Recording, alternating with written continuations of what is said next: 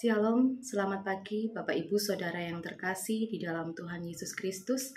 Kita bertemu kembali dalam program Gemar Jumat 13 September 2024. Berkat firman Tuhan pagi ini terambil dari Matius 27 ayat 1 sampai dengan 31. Dan renungan pagi ini saya beri judul Penderitaan Yesus dan Kasih yang Tak Terbatas.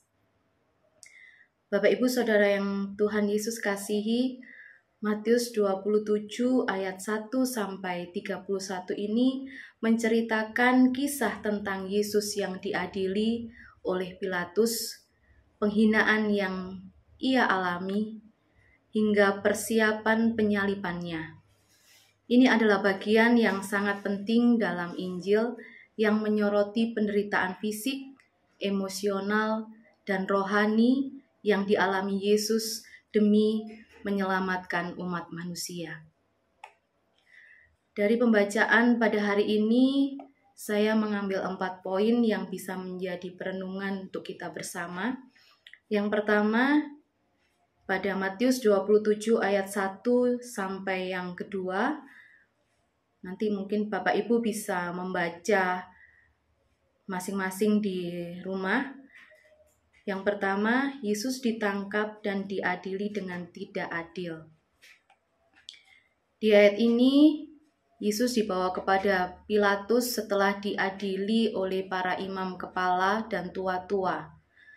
Meskipun ia tidak bersalah, Yesus tetap menjalani proses pengadilan yang penuh dengan ketidakadilan. Dalam ayat ini kita bisa merenungkan bahwa dalam hidup kita, kadang kita mengalami perlakuan yang tidak adil, tetapi Yesus menunjukkan sikap yang tenang dan penuh penyerahan diri kepada kehendak Allah. Maukah kita belajar dari keteladanannya saat menghadapi ketidakadilan?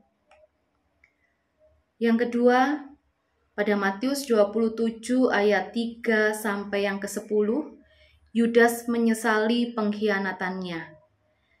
Yudas setelah mengkhianati Yesus, menyesal dan mencoba mengembalikan uang 30 keping perak. Namun, penyesalannya terlambat dan ia akhirnya mengakhiri hidupnya. Penyesalan Yudas adalah contoh dari pertobatan yang tidak membawa kepada kehidupan. Ia memilih untuk mengakhiri hidupnya daripada mencari pengampunan dari Tuhan. Seberapa sering kita merasa bersalah atas dosa kita? Sudahkah kita datang kepada Tuhan untuk mencari pengampunan yang sejati? Yang ketiga, Matius 27 ayat 11 sampai yang ke-26. Pilatus mencoba menyelamatkan Yesus. Pilatus menyadari bahwa Yesus tidak bersalah. Tetapi karena tekanan dari orang banyak, ia menyerah dan membiarkan Yesus disalibkan. Barabas, seorang pemberontak, dibebaskan, sementara Yesus yang tak berdosa dihukum mati. Pilatus mewakili banyak dari kita yang mungkin tahu kebenaran, tetapi tetap menyerah pada tekanan lingkungan atau rasa takut. Kita seringkali menghadapi dilema untuk memilih yang benar atau menyerah pada keinginan dunia. Apakah kita berani berdiri teguh dalam iman meskipun menghadapi tekanan yang besar?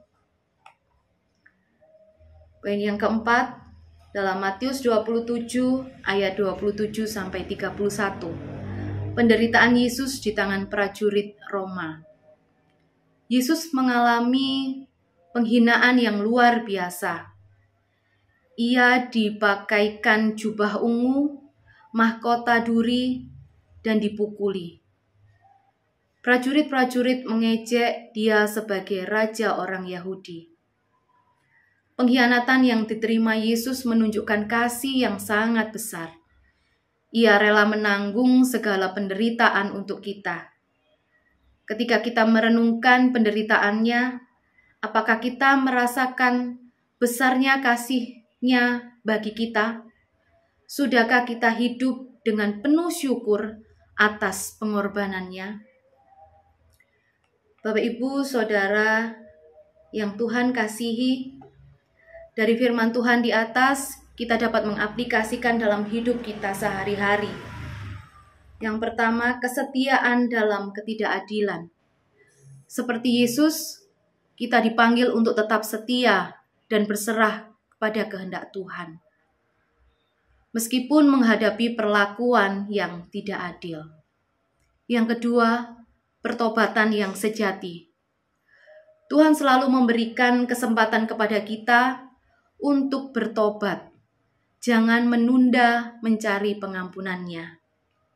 Yang ketiga, berani berdiri untuk kebenaran. Dalam kehidupan kita seringkali harus membuat pilihan yang sulit. Beranilah berdiri untuk kebenaran meskipun itu berarti melawan arus. Yang keempat, menghargai pengorbanan Kristus.